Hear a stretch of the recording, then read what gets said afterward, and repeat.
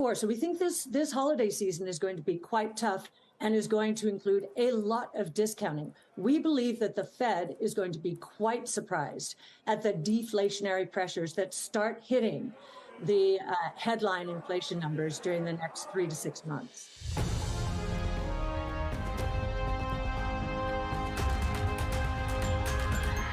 Cathie, good to see you, and thanks for coming on with us.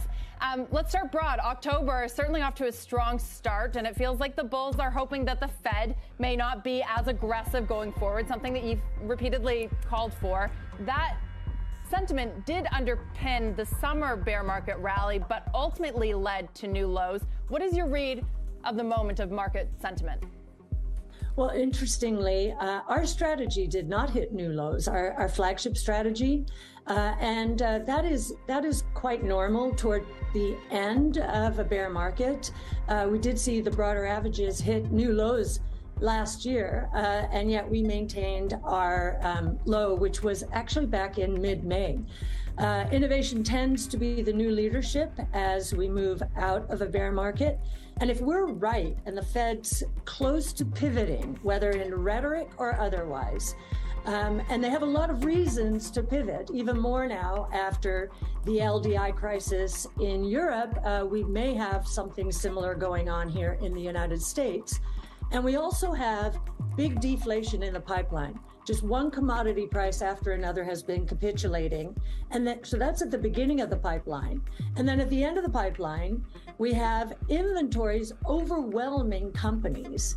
And we have a consumer that is not playing ball as much as he or she was before. So we think this holiday season is going to be quite tough and is going to include a lot of discounting. We believe that the Fed is going to be quite surprised at the deflationary pressures that start hitting the headline inflation numbers during the next 3 to 6 months. So, Cathie, are you anticipating an actual pivot or a pause? Does that happen sometime next year after what you say may be a rough holiday season? I mean, even though the Fed has said that they remain determined, they need to see more of this. Do you think that that's possible? I think that the Fed is looking not just at the economy now, which is pretty weak, and if you combine that with the notion that our major trading partners are in recession, I'm sure they're on guard. But there are also signs that there's distress out there in the financial services sector. We've been watching the credit default swaps of money center banks doubling and tripling, and in Europe they're out to all-time highs. And so there are stresses and strains in the financial system that I believe have begun to show themselves, first with the LDI crisis in the UK. And the reason this is happening is we are experiencing a major financial shock.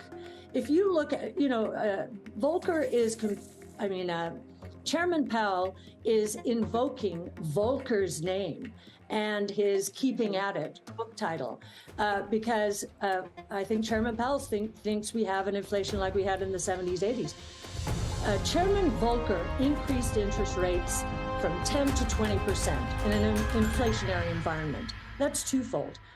Chairman Powell and team have increased interest rates 13-fold from their lows. And we believe when history books are written, that economists will be looking back at this saying, wow, what a shock to the system. And so I believe credit default swaps are going up for a reason, and we will find out what those reasons are over time.